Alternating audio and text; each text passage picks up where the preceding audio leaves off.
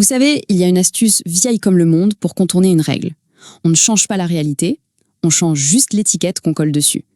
C'est une tactique redoutable et on va voir ensemble comment elle est encore utilisée absolument partout aujourd'hui, que ce soit au supermarché ou dans les laboratoires de recherche les plus avancés.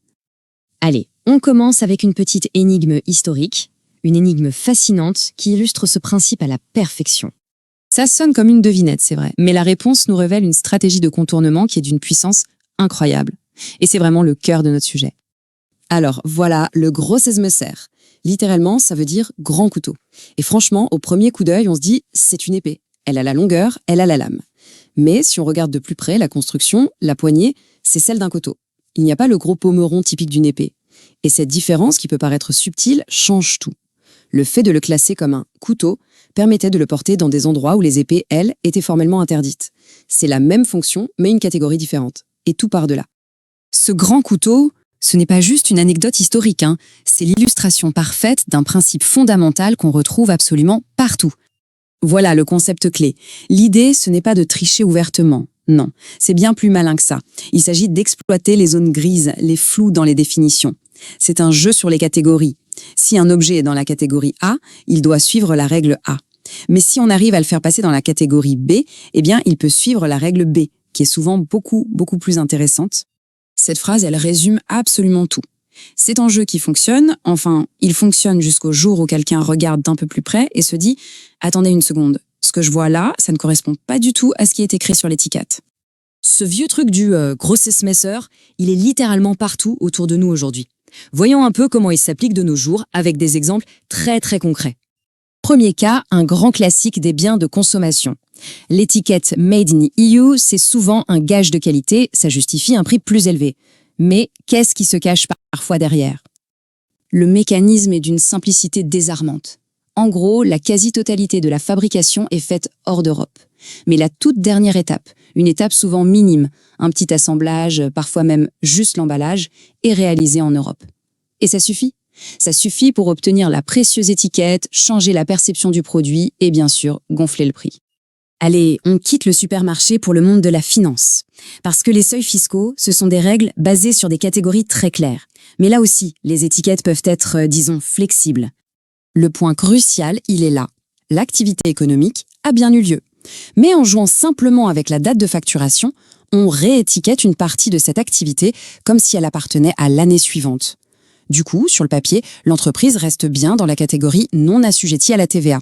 Et ça fonctionne jusqu'à ce qu'un contrôle fiscal vienne examiner les faits, et non plus les étiquettes.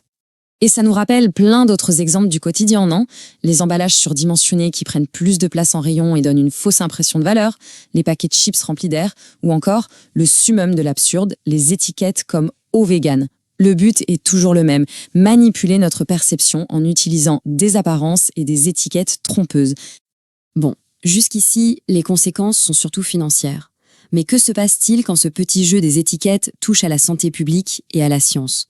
Là, les enjeux changent radicalement d'échelle. Ça devient bien plus grave. Prenons le cas des médicaments très populaires, comme l'Ozempic. Une étiquette bien spécifique a permis de créer, temporairement, une voie de production avec des règles beaucoup plus souples. Ici, c'est l'étiquette officielle de pénurie qui change toutes les règles du jeu.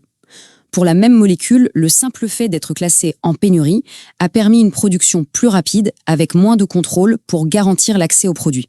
Une fois la pénurie terminée, la fenêtre se referme et on retourne immédiatement au cadre réglementaire standard. L'étiquette a en quelque sorte créé une réalité réglementaire temporaire. Et maintenant, l'exemple le plus critique. On est en pleine pandémie de Covid-19 et l'une des revues médicales les plus prestigieuses au monde, The Lancet, se retrouve au beau milieu d'une tempête médiatique et scientifique. L'enchaînement des événements est vertigineux. Une étude est publiée avec le sceau d'approbation d'une grande revue et son impact est mondial. Immédiat, des recherches sont stoppées net. Mais très vite, des doutes émergent. Les données, qui viennent d'une société privée assez peu connue, semblent incohérentes, voire suspectes. La pression monte. Et là, le conflit est flagrant.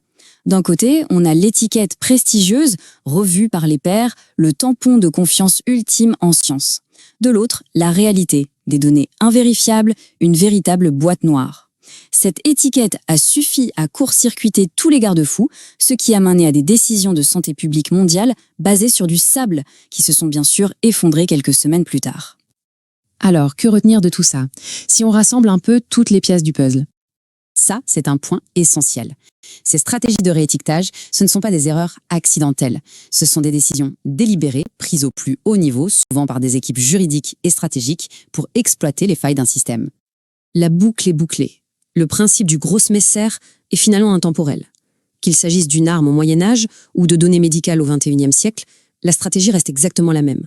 On manipule la catégorie pour changer le traitement qui en découle, jusqu'à ce que les faits soient enfin examinés de près. Voilà le message final. Face à une étiquette, que ce soit Made in You, Sous le seuil ou même revue par les pairs, la bonne question à se poser est toujours la même. Qu'y a-t-il vraiment derrière? Quelle est la substance, la construction réelle de l'objet ou de l'information? Je termine avec cette question, parce qu'une fois qu'on a compris ce principe, on commence à le voir absolument partout. Et regarder au-delà de l'étiquette, c'est peut-être l'un des outils de pensée critique les plus puissants qui soient.